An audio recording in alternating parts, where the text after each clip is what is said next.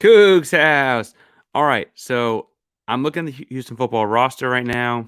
I'm looking at the guys coming in, looking at the guys going out. Here's your hot take.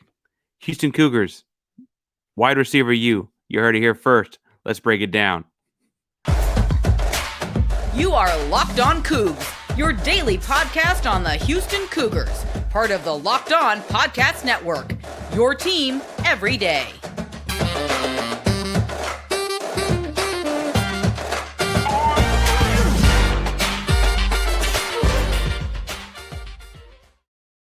Welcome to Locked On Cougs, daily podcast about your Houston Cougars. I'm your host, Houston-born teacher and coach Parker Ainsworth, here to break down all things Cougs. If you're a U of H fan or just a hater who can step by, please be sure to subscribe down below. That way you can get the news feed in your podcast, or your podcast in your news feed each day.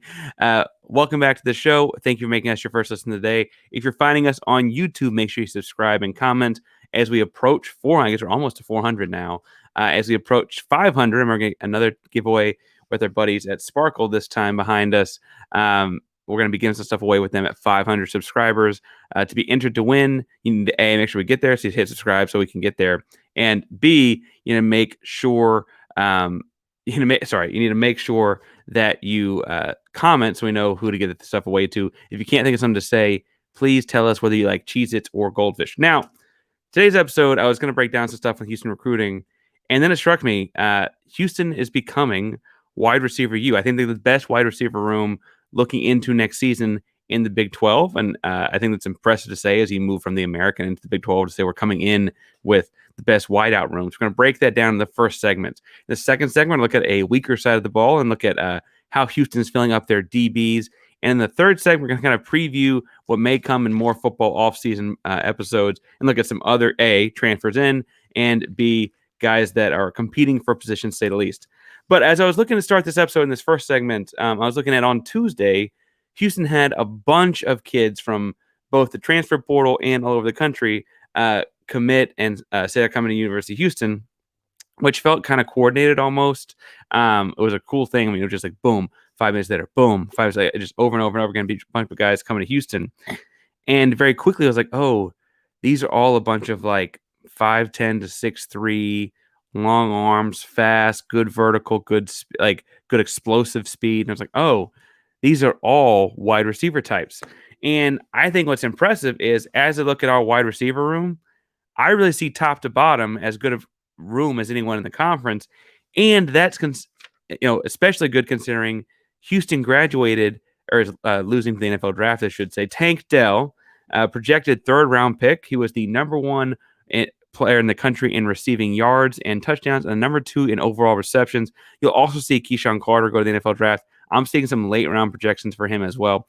What I bet happened to Keyshawn Carter is he realized that's as good of the season as he's going to have because he looked at the wide receiver room behind him. And so you see both of them heading off to the NFL, and you'd think like, okay, Houston's going from the American to the Big 12. They lose 2 wideouts to the Big 12. 2 wideouts to the NFL. How could they get much better at the wide receiver position? Well, last year's star freshman from Klein, just out, Houston born his own, Matthew Golden, in just 11 games had 38 catches, 584 yards, and 7 touchdowns. And of course, we all remember the big long score.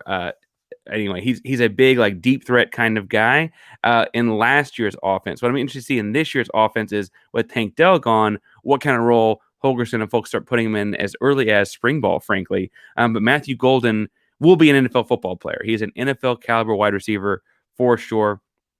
Has the size and the speed. We saw his versatility on offense this season. But I also think it's worth pointing out that, like, at what does it have him listed here? NFL side. Yeah, he's tall enough, strong enough, and I think his increased role next season, as we get into other guys, is going to be impressive to see, regardless of who plays quarterback. The other guy coming back is Sam Brown. Sam Brown is entering his 4th year, rising sophomore. Now, Sam Brown started off at West Virginia, had a COVID year and a redshirt year, and then played his official freshman year last year at Houston. However, the veteran sophomore, if that's possible, had 41 catches for 4 touchdowns, 471 yards last season. He kind of came into the fold, had to work his way in the lineup a little bit because it was kind of a crowded group of receivers. Houston also had tight end Christian Trahan, who may get an NFL look. We'll see. I guess he is committed to the draft. We'll see where he gets drafted. His projections are kind of all over the place, so we'll see where that goes. But he caught a number of balls, and Houston likes to throw it out of the backfield as well. So lots of stuff going on there. We'll see how that works for Sam Brown. Obviously, Joseph Manjack came back to the city of Houston originally from Tomball. He'd gone out to USC to start his college career and came back to U of H. He only got to play in 5 games. He's only healthy for 5 games. I think last I saw, he is getting a redshirt on the season, and so he'll be back next year as a junior, if my math serves me correctly. He played just 5 games, had 15 catches, 158 yards, and a touchdown this season, but he is, again, was a all-everything type of recruit coming out of high school and took the pro size off. So that in and of itself is a fairly impressive 3 wideouts, Golden, Brown, and Manjack. That's not to mention like Peyton Sawyer be a senior, and he had a couple big plays throughout the season as well, kind of rotating in at a 5th and 6th spot. But then you look at who Houston's bringing in. We talked about in a couple episodes ago, last football episode we did, about Mikal Harrison-Pilot, the top-ranked offensive recruit in the class for Houston, a 4-star kid, could have gone anywhere he wanted, had more offers than any other high school kid in the state of Texas to go play college football. An athlete, and based on at Temple High School, he did everything: quarterback, running back, safety, corner, wide receiver, all of it. He's an extremely fluid route runner, got great feet, big, strong hands to go up and get jump balls as well. So I think his natural position as an athlete will be wide out. There's some people talking about, will he be a slot running back type at some point? I think he's a wide out that can kind of go inside and outside at the wide receiver position. He's got the versatility, but I don't know if he'll be in the backfield a whole lot. So that's obviously another guy that's going to be in the rotation. I imagine he's an impact starter, at worst 3rd receiver off the bat, right? Like I think he beats out Manjack as good as Manjack was when he played, just because of the speed, like the in and out of break speed, not necessarily like track speed, straight line, but like in and out of breaks. He doesn't seem to lose anything as he throttles his feet down. Another big wideout coming in is Jonah Wilson. Jonah Wilson is quite literally a big wideout coming in. He's a 4-star kid from Spring, Texas. He comes in at 6'2", 195, already a fade threat, already a jump ball threat. And I know it's 6'2", he's not like an NBA power forward. He's not like one of the Houston Cougar basketball team power forward. But he goes up, like box out, get rebounds on jump balls in a way that's really, really impressive to see. Chose Houston over Texas, Arkansas, and Baylor. So clearly Dana was not the only one to see that he had high-end Big 12 caliber talent, but he's the one that got him, right? So shouts to Dana for pulling that kid in. Jacoby Banks, 5'9", more scatty kind of receiver, was a high school quarterback, super, super shifty. Going to be interesting to see how he transitions to wide receiver. I imagine gets the red shirt because, again, he's changing positions, and the wide receiver room's kind of stocked. And you kind of want to make sure you get as many years with him in the program as possible, because Golden or Brown could very well declare earlier from the NFL draft and not finish their full 4 years at Houston. So you want to make sure that you've got some guys filling behind them as you go. The kind of left off guy, the high school kids coming in, is Ryan Wallace, 6'3", 185, chose Houston over Boston College and East Carolina. I think what's interesting about him is that, like, he was kind of a deep threat that in his high school division he was in didn't have a lot of need for the jump ball because he could outrun guys. But then he's a multi-sport athlete too. And so I wonder if you could see him turning into a jump ball kind of guy as well at 6'3", 185. I also imagine, though, he gets a red shirt, right? We're talking about so many guys in the receiver room because we haven't even started talking about transfers. Stephon Johnson from Oklahoma State is transferring, and he's nicknamed Boogie Johnson because that's what he does best. He's a super, super shifty guy. The last play you probably saw of him was a Sports Center caliber play in their bowl game. He took a screen pass, 84 yards to the house against Wisconsin. He's a high-end Big 12 caliber football player and was already in the wide receiver rotation at Oklahoma State and looked like he was going to be in it even more so next season. So Houston stole one there after he entered the transfer portal. But I think we can say it's safe to say that, like, he was already catching a lot of balls for them. And so it's not like Houston getting some guy that couldn't cut it there. He looked for an upgrade and saw what Houston does in offense and wants to come be a part of what Tank Dell does or what Keyshawn Carter was a part of or whatever, right? Joshua Cobbs is coming back to Texas as well, state of Texas as well. He's a vertical threat that was originally at Wyoming. I think what's interesting about him is he got to Wyoming and got stuck in one of these traditional, doesn't pass the ball a lot type of offenses. And so as a big, strong kid, it'll be interesting to see how he translates as a vertical threat at Houston as well. We mentioned several big, strong kids, several shifty kids, a couple kids like Golden or Harrison-Pilot that kind of do both things. And so suddenly you've got a lot of options at the U of H. And Houston is turning into the place that has all of these wideouts and all of these options. And that got cemented on Tuesday with a handful of these guys committing on Tuesday of this past week, I should say. And suddenly, if you're Houston, you got to feel confident about that room because all of a sudden you've got all this NFL caliber talent. You've got Dana Holgorsen is a air raid type of guy. You're entering a conference that like is not known for its past defense. Suddenly, it's like, oh man, we got a real chance to score a lot of points here if we can find the right guy to get the ball to them. Interestingly enough, like this is the same school that has had pro wide receivers in the past. You think about like the air raid Case Keenum days, like they've put guys all over the league. I think what's funny is that like Marcus Jones would be like the standout like pass catcher technically, I guess, right now because he's had some wild highlight pass catch, or he's caught some wild highlight plays as a wideout in New England, even though he's technically a DB and kick returner, which kind of segues me into my second segment when I want to talk a little bit about the DBs in a moment. But first, I want to talk to you about betonline.net. Now, betonline.net is your number one source for sports betting info, stats, news, and analysis. You get the latest odds and trends for every professional amateur league out there, from pro football to the college football bowl season just wrapped up. They had all those on there. Basketball, college, and pro, etc. They've got all at betonline.net. If you love sports podcasts, you can find those over there as well. Fastest and easiest way to get your sports betting info. Head to the website today or use mobile device to learn more. BetOnline is where the game starts. My bet, I guess a few days ago, I actually went through all of them. I'm not doing that every day. I will say that I would recommend they got Dallas favored by 3.5, 3 on the road at Tampa Bay to play Tom Brady. Tom Brady's not losing by more than 3 at home. So I'm going to say that that's going to be a closer game than 3 points, and that's what you should go bet at betonline.net because BetOnline is where the game starts. All right, so as I look at this, Houston receiver room, it's got the best in the Big 12. Some really, really talented pass catchers I can't wait to look at in spring ball. On the other side of the ball, Houston's defense, I think, was, we'll say, troublesome at times throughout their last year in the American Conference. And what's fascinating is Sac Avenue, their pass rush, their defensive line, was actually as good as it gets across the Pro Football Focus scores. Houston's defensive line had a really, really high score week in and week out. Led the team as far as the defense goes in their Pro Football Focus grade, which is like ranked, like scoring you based on if you're in the right place, the right time, based on what it looks like you're running and what the offense is doing, et cetera, right? The defensive line was the best group week in, week out. All 13 games, Houston's defensive line scored the best of any unit.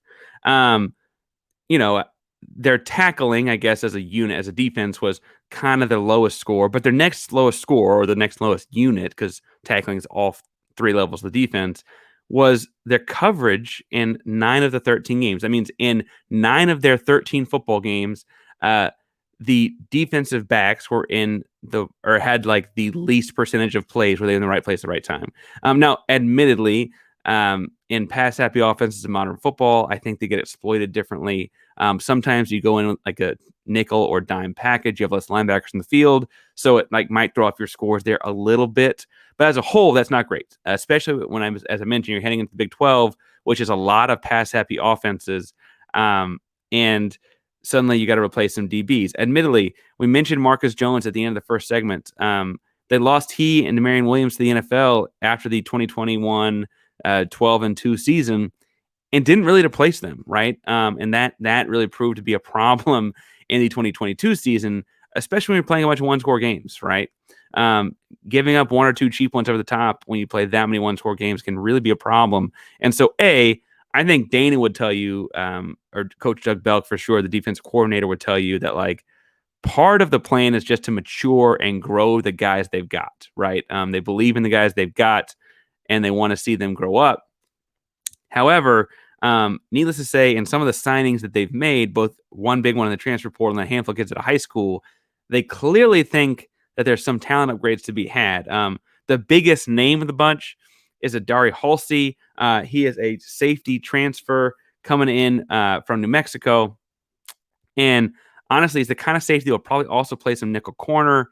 He, under recruited at a high school, and it's probably because he can kind of he's a really, really good like coverage safety. And that's a unique position to be, scouting at a high school because he's built like a safety, but covers more like someone that closer to the ball as opposed to an outside one-on-one type corner. But, those kind of things can be hard to scout. And now that he's coming into the Big 12 playing Big 12 football, I'll be interested to see what kind of things Dana and Belk put him, or what kind of assignments he puts them on. Leading in big plays, leading in tackles, and New Mexico. And I think those are all really, really important things to keep in mind when looking at a transfer coming in, because if he's going to be stepping up in divisions, I should say, and divisions is probably not the right word. It's all D1 football, but going into the Big 12, suddenly like those guys you're covering are no longer good college players, but they're like probable NFL players, like Big 12 wide receivers going in the NFL at a very high rate. So I think that he'll be interesting to see play that like nickel safety corner type. But around him, Houston did bring in one solid corner out of high school. That is Mikal Patterson. Now, Mikal Patterson's the highest rated defensive back coming in. Second highest defensive player coming in from high school ranks to the University of Houston from Fort Bend Marshall. He is a 5'10", 165 spark plug kind of corner. He is your classic, like he's 5'10", you think you can throw the jump ball, and he jumps up and pulls it down kind of guy. He is really, really impressive athletically. I wonder if he's going to get on the field a lot as a freshman, or if Houston kind of like works him in over the course of the season, and you might see him more like towards the end of the season or in a bowl game than you see in like the start of the season, which the rumor is TCU, right? So we'll see how that goes for him, but he's the only true corner on the list. And I think it's interesting to see that like Houston feels comfortable enough in some of their guys that they're not going to like try and replace all of them by any stretch. They brought in a handful of their safeties, though. Jamal Shaw is a big, rangy hitter that Houston brought in. Jamal Shaw is listed at 6'1", 180. He went to the heralded West Orange Stark High School football, or was a member of that program. The same kind of program that puts out like Earl Thomas at safety, right? Big, strong, smaller school from Orange, Texas. But West Orange Stark is a big-time program. And he was a big-time playmaker for them. I'm interested to see what he does. Now, obviously, Earl Thomas Earl Thomas is a probable Hall of Famer, right? So, like, would that be great? Yes. Is there a lot of room to be really, really good and not Earl Thomas? I guess so, too. I was interested in John Z. Barba's 5'11", 165 because he's from Roswell, Georgia. And while the University of Houston's got a connection to some of these Georgia guys because they also brought in a defensive lineman from the state of Georgia, he's the guy not least about because I'm trying to learn more about Georgia high school football to see who we're bringing in. Now, he is very highly ranked as far as things go. He's a high-level 3-star. Roswell is like Roswell Centennial, looks like a decent-sized football program. He was a top 100 safety in the country, and that's a fairly touted position across the class of 2023. So I think he'll be all right. I don't know enough about Georgia football to like put him in context. I was very impressed though by, speaking of other state kids, Jalen Stanford is coming to Houston from Jenks High School. The Herald, like Jenks is like the top high school program year in, year out, is always competitive, historic program in Oklahoma. He was a two-way guy there. That means at a historic football high school, at the highest level of high school football the state of Oklahoma offers, he's playing two ways. And I saw him on some special teams clips as well. He's a running back on offense. And frankly, he plays safety kind of down in the box, almost like a fast linebacker. And what I thought was fascinating about him is like, he's only listed at 5'11".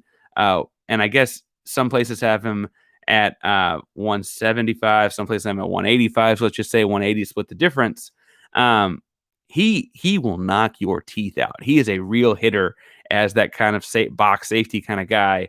And so I'm interested to see how that translates to the Big 12, because you don't see, because the spread offense is in the Big 12, a whole lot of box safeties. But then you'll also see, like, TCU had some stretches over the course of their success last season where they tried to run it down your throat. And so does he fit more in against those kind of schemes one day? How does he translate? How does he grow? And all of that. All that is to say that I am interested in only bringing in one true corner. Again, I think, as I mentioned, Adari Halsey will play some corner, and we'll see what that looks like. But a bunch of safeties, which I would have thought the love would have been more spread out as far as who we're offering and getting commits from. But we'll see how that plays out. Before we jump in to looking at what the rest of the class kind of looks like and what other question marks there are to be had. So let's look at some of those guys. First, obviously, the question mark when talking about all spring, and I'm only going to mention it briefly here because I'm sure we'll do multiple full episodes on it when spring ball starts, is the quarterback competition between Lucas Coley and Donovan Smith. Just interested to see what kind of offense Dana wants to put in with these two very different guys. They're both very, very different type of quarterbacks than longtime starter Clayton Tune, right? Very different kind of offense, I would assume. But also with the wide receiver Houston's turning into, as you mentioned at the top, like suddenly you kind of need to air it out some to make sure all the mouths get fed. And so we'll see what they end up doing with all of that. I like watching Donovan Smith run the football, and I'm not going to be shy about it. At this point, on January 13th, 2023, he's who I think I'd pick as a starter. But I want a competition in the spring, and I want to see what happens. Further, I'll say it again, Dana has always said he wants another quarterback in the room to compete. So it might not happen in this signing period. It might be after spring ball. Some kid gets to his college spring ball and realizes he's not going to be the starter and needs to go compete somewhere else. They may add another one. Now, adding one after spring ball may be hard to start this fall, but we'll see. And I wonder what's going to happen there. As far as the big fellas up front go, Houston does return all 5 starters, which makes recruiting relatively easy because you're just recruiting to compete. And by that, I mean you're just recruiting guys to come in and compete. But as it stands, it looks like the only offensive lineman coming in this signing period or window, unless something major changes, is Caden Bowie out of Port Arthur Memorial. 6'3", 290, athletic kid for an offensive lineman for sure. Great feet, plays on his toes in the best way. I guess I should clarify, not every play do you want to play on your toes. Sometimes you want your heels on the ground, but plays on his toes in the best way, mirrors pass rushes very well. I imagine he's a guard at this level, which probably means he needs to put on some weight. I don't know if we'll see much of him, especially with 5 returning starters, unless someone's got to pull the emergency switch, right? The other guy we got to talk about some is linebacker commit from the transfer portal, Ish Harris. Now, Ish Harris is a former 4-star, high caliber recruit from that heralded Texas A&M 2022 signing class, right? Now, when he got there, he didn't play much at A&M, and so he got redshirted and all that, and A&M had a terrible season. Anyway, if you go back and watch his highlight from Pilot Point, Texas, when he played at Pilot Point High School, which is kind of almost in Oklahoma, but I guess north of DFW, he played at a school that was the kind of size where he played every position as a linebacker type build, right? He was a wildcat quarterback, a linebacker, a fullback, a downhill safety when they put a bunch of guys in the box and he had to go cover somebody. He was the 35th ranked linebacker in the country. He was the 50th ranked player in Texas in the country when he graduated high school. I think as a whole, it's worth pointing out that at 6'3", 205, he's ready to come play. And he was an A&M program. He knows what high-level football practices and games look like. And I think he's the kind of kid that really will come in and start, maybe not day one of spring ball, but certainly day one of fall ball, right? When the games really start going, he's a kid that's going to be an impact downhill player. While his high school tape has him covering guys outside the box, I wonder what his role as a linebacker will be. Will he be kind of like Donovan Mooten, where he goes stays inside the tackle box playing side to side, and kind of scrapes inside outside that way? Will he be playing kind of more at the edge and outside and covering? Because he's kind of an in-between size And there's not enough A&M tape to see him move around at the college level. In high school, he was the best athlete on the field, and so it's not really translatable as I see it. We'll see some in spring ball, though, and so I guess we'll get to see more of it in that instance. Spring ball is going to be fun. There's a lot of competition all over the field, and frankly, the field's going to have the Big 12 logo on it. Like, there's a whole different set of stakes here going on. The Big 12 was in the national championship game, kind of, I guess, if you call what TCU would be.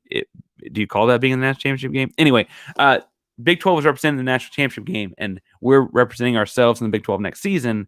And so the competition is going to be steep this spring.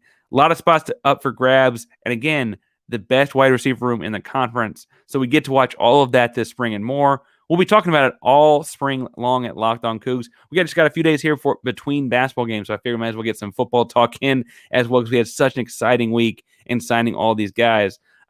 Make sure you find me on Twitter or Instagram or whatever. We can talk about Cougar football if you'd like, at Painsworth 512, PAINSWORTH 512 on Twitter, Instagram, and all your various social media handles. Again, that's Painsworth 512 on Twitter and Instagram and everything. We'll talk Cougar football, Cougar basketball. Monday's episode is going to be a little bit different, a little MLK Day kind of thing, looking at some like Houston Cougar history. And then we're going to start getting ready for Houston Cougar basketball to pick back up. Only one game this week for Houston Cougar basketball, so we're kind of getting into some more regular game kind of stuff next week. Big game against Tulane, I guess, on Tuesday, but then they start heading towards a big matchup with UCF down the road. So we'll talk about that in a more regular in-season kind of feel next week. Again, find me at Page 512. We'll talk about Houston Cougars. We'll talk about sneakers, the Rockets, the Astros, whatever you like. Thank you so much for making us your first listen of the day. If you're looking for a second listen of the day, I'm going to recommend Locked On College Basketball, because even on days the Houston Cougars aren't playing, college basketball is having a really fun season. It feels like there's a lot of parity across all of the NCAA landscape, except that we're the best team, of course. And so you can make sure you check all of them out in the national show that is Locked On College Basketball. It's brand new this season, so go check it out. Make them your second listen. Locked On Cougs is probably the Locked On Podcast Network. That's your team, or in our basketball team's case, number one team in the country. Every day, go Cougs.